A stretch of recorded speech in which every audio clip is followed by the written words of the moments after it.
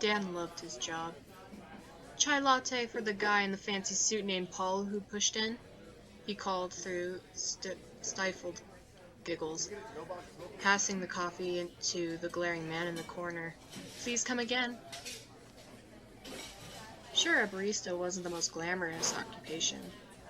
His friends at uni threw him sympathetic looks in October, laughed when he dragged his feet through the doors at stupid hours, told him he constantly smelled of coffee, and playfully asked him for free drinks every time they came in.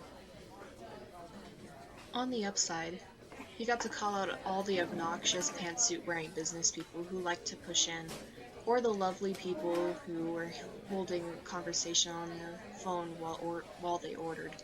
Or even better, the I want to see the manager people. The I want to see the manager people were the best ones. The manager was another barista named Phil. He was 4 years older than Dan, not to mention funny, amazing, hella cute when he wore his glasses and had a smile like the literal sun. But the best thing about Phil was that he was one that taught Dan how to call out people. Dan remembered when he first started, all awkwardness and red cheeks and stuttering because, I'm sorry, I forgot both your name and your order. Could you please repeat it? He remembered telling Phil the hopefully correct request. The older man smiling at him softly, and then instead of the name, exclaimed, "Pumpkin spice latte for the lady named Susan, who didn't want to go easy on the new guy." Phil's cheeks were slightly red, and his smile was strained, as if he was trying not to laugh. He looked over at Dan and gestured to the recipient of the seasonal drink. Her fingers were poised above her phone mid-type, and her jaw had slackened, and she was staring at Phil incredulously. Dan couldn't help it. He laughed, which set Phil off. So there they were, two obnoxiously tall baristas giggling immaturely at the expense of poor Susan. She angrily marched up to the counter and snatched her drink, glaring at the other customers who had turned to look at the commotion. "I'll take my money somewhere else, then." "Please do," Phil replied calmly, waving at her as she left the cafe. Dan giggled slightly. "I can't believe you just did that," he murmured. Phil shrugged, still smiling victoriously. "I do it all the time," he replied easily, before walking back over to the front and asking the customer for their order. Dan wasn't exactly surprised when his heart fluttered in his chest at the smiling hazardly thrown his way. It had taken him a while, but soon enough he had mustered the courage to call out someone in the front of the entire coffee shop. Actually, it would be more accurate to say he mustered the anger. The man had been quite loudly, in fact, expressing his views on those blasted fags, and how they're destroying everything marriage stands for, and with every word he spat on, Dan could feel an insatiable rage swell up inside him. He couldn't believe there were still people like this in the world. "Large flat white for the homophobe named Julian who just got served by a gay barista," he yelled out into the busy cafe. He heard Phil snort behind him, but Dan kept his gaze on the man's face. His expression changed from shocked to disgust to something wide-eyed and flabbergasted. He clicked his tongue in revulsion as he walked past Dan, who was still holding the coffee in his outstretched hand. "Fag." Without uttering another word, Julian left the coffee shop. Everything was silent. Then slowly conversation started back up again, and Dan let out a breath. He didn't know what he was holding in. "Nice." Phil laughed, and Dan spun around. "I think that was one of the best ones I've heard." The man winked at him, and Dan felt his cheeks grow warm. "Oh, and for the record, I'm gay too," Phil told him offhandedly. Someone was waving a hand in front of his face and jerked him out of a reminiscing trance he had forgotten he slipped into. "Anyone home?" Phil asked playfully, moving his face way too close to Jan's. Yeah, he gulped, just spacing out. Well, you missed a really good one, Phil told him, pouting slightly. Dan raised an eyebrow, playing along. Oh yeah? He drawled. I bet I've heard better. The taller man laughed and stuck his tongue out. Go do your job, he smirked, placing a hand on Dan's lower back and pushing him slightly towards the front counter. He remained frozen for a moment, half hating, half relishing in the lingering static shock feeling of Phil's fingers, before shaking his head and cursing himself for being so smitten. It had been 6 months since he started working here, and he still had that fucking crush. How can I help you? Dan asked the girl politely. She seemed a little younger than him, and was twirling a lock of brown hair around a long finger indecisively. I don't know. What's something sweet? Dan stopped to think. Mochas are pretty sweet, I guess, he mused, and so are caramel macchiatos. Though pretty much everything will be sweet if you add enough sugar. The girl smiled at him. I'll have a caramel macchiato then, please, she told him before looking back at the menu. And, Hey, could you hurry up, please? A gruff voice intoned from the back. Some of us need to get to work. Ah, yes, an obnoxious pantsuit-wearing business person. Sorry, the girl replied frantically. That's all, thanks. Dan nodded. Name? He asked slowly, writing it out on a disposable cup before handing it to Phil, who was staring at the line with a calculating expression.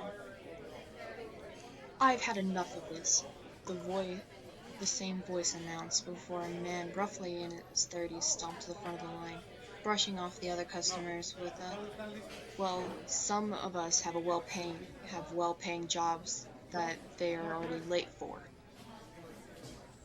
An obnoxious pantsuit-wearing business person with an extra ego on the side. This'll be fun. How can I help you, sir? Dan drawled, slowly and carefully fumbling over cups and messing around on purpose. Medium black coffee, please. And could you be any clumsier? He scoffed. Name? Dan smiled, pen poised above the cup. John. Scribble. Passed the cup to Phil. Next customer. A few minutes later, he heard it. Medium black for an ass named John who doesn't know what patience is. Dan barely bit back a giggle. John scowled at Phil, blushing slightly as he moved up to the counter and snatched his coffee. Are you sure you're allowed to do things like that? He growled, smirking slightly. Yes, Phil replied, cocking his head to the side as if to say, why wouldn't I be? John's face split into a wide, shark-toothed grin. In that case, I want to see your manager. Let's see what he has to say about this, he commanded. Oh, this was just getting better and better. Phil stared at the seething man straight in the eye. A smug smile tugged at his lips. I am the manager, he stage whispered. John took a step back, eyes widening before he glowered and placed the hot drink on the counter. The man turned and accidentally knocked the coffee over on his way out. Sorry, he chuckled bitterly, smiling as he pushed the door and exited the cafe. Brown liquid dripped onto the floor, and everyone stared in stunned silence at what just happened. Hey Dan, could you fetch me a towel, please? He nodded, reached behind him for the nearest towel and threw it at Phil's head. Been a while since that's happened, huh? He asked conversationally as the noise level gradually began to rise again. Yeah, Phil agreed, running the cloth under a tap before mopping up the mess. His face, though. That's all it took for the pair to practically double over at that memory of John's blotchy red face. Thin lips contorted into crude imitation of imitating scowl, and well-pressed suit ruffled. Dan sighed happily and leant against the front counter. I love working here, he grinned. Well, that's good, because I like you working here too. You're the only one who can do the call-outs nearly as good as me. Phil smiled, straightening up and dumping the soggy towel into the sink before grabbing another one and placing it down on the floor.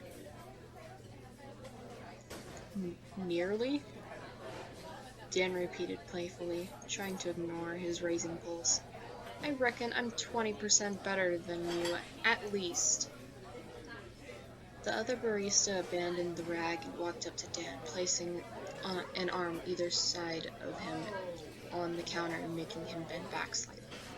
Dan's face felt like it was on fire, and the only thing he could think about was, too close, too close, too close. Are you now? Phil smirked. Their faces were very extremely close, and he couldn't form any words. Well, I think you've got a long way to go. The air grew cleaner again as Phil moved away and went over to clean the coffee machine, a red flush creeping up his neck. Dan didn't notice that, however. He was just kind of trying to remember how to breathe. No big deal. Holy shit. What the fuck just happened? He shook his head. Coffee. Focus on that. Job things you can do. Except we're closing in half an hour and it's going to be the two of us and I don't think I can survive. True enough. Half an hour of business people, screaming children, and large groups of teenagers later. They were closing. Dan grabbed the broom and began sweeping mechanically. It was usually like this, Dan awkwardly doing the cleaning and Phil taking care of the counter and the machine with practiced ease. Except this time it was different. It was a small change, but it stuck out to Dan like a rose in a field of violets. The coffee machine was still on. He could hear it. Wait, was Phil making coffee? Normally, a barrister making coffee in a coffee shop would be a perfectly normal thing, but Phil never kept the machine on no longer than it had to. He said it made too much noise for something as quiet as an empty cafe. Dan continued sweeping. His eyes trained on the floor, but his ears honed in on the general clanks and taps of the man behind the counter. Who was making coffee after closing? It still didn't add up. The whoosh of steam escaping from the vents stopped. Then there were a few final chinks and whirs, and then it was silent again. Dan didn't dare look up. His heart was pounding loudly in his ears because suddenly it was all too quiet for an empty cafe. Gulping nervously, although not entirely sure what there was to be nervous about. Dan kept moving his arms back and forth, stepping forward slowly, and white knuckles gripping the handle. It was all too quiet for an empty cafe until it wasn't. Caramel macchiato for the unfairly cute guy with the broom, came Phil's voice. Dan dropped the broom in shock, whether it was the sudden noise or what the man behind the counter said. He had yet to process, but he scanned around the coffee shop with wide eyes to make sure that he was the only person with the broom.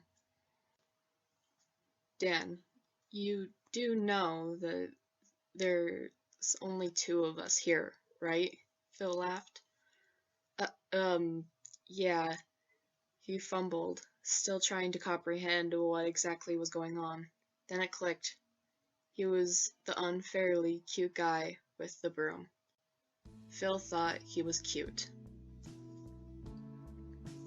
A bright red flush rushed up Dan's neck and blossomed onto his cheeks as he awkwardly picked picked the broom up and leant it against the table, before slowly making his way towards the counter, towards Phil. The very same Phil who he had been crushing on for the last 6 fucking months. The same Phil who had called him cute, not 10 seconds ago. 10 seconds! Was that all it had been? Dan let out a breath. He was all too aware he had been holding in as he stretched out his arm and took the warm disposable cup from Phil. Eyes downcast and a shy.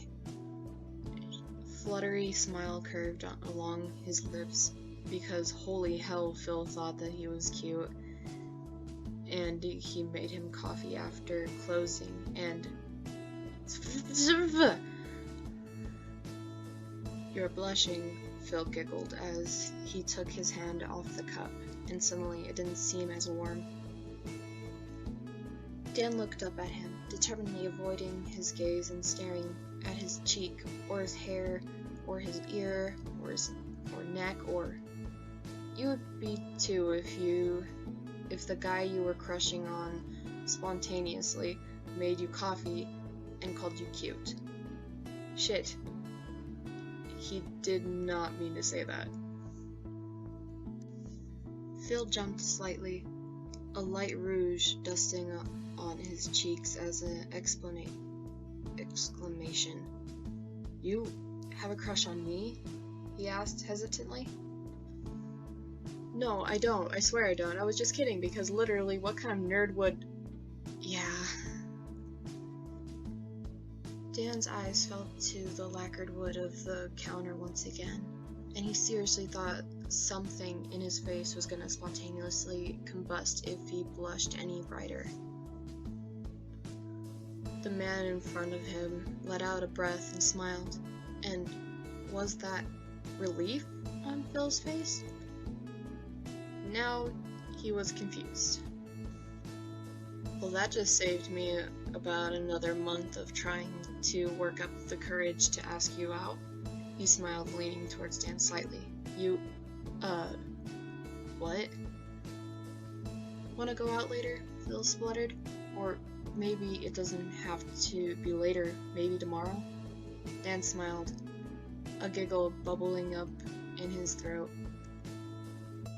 I'd love to, he agreed in a small voice. Phil leaned in closer, and something inside Dan wanted to do the same. Can I kiss you? The question was barely there. A slight breath on Dan's skin, a murmured sigh of a request. Yes. He gave in to the urge to be closer and pressed his lips against Phil's. The short expanse of wood between them feeling entirely too large for Dan to cross. Something was welling up inside him, something that was croaked up in his throat, filling up his lungs, making his eyelids flutter closed as he allowed himself to be drawn in by the kiss.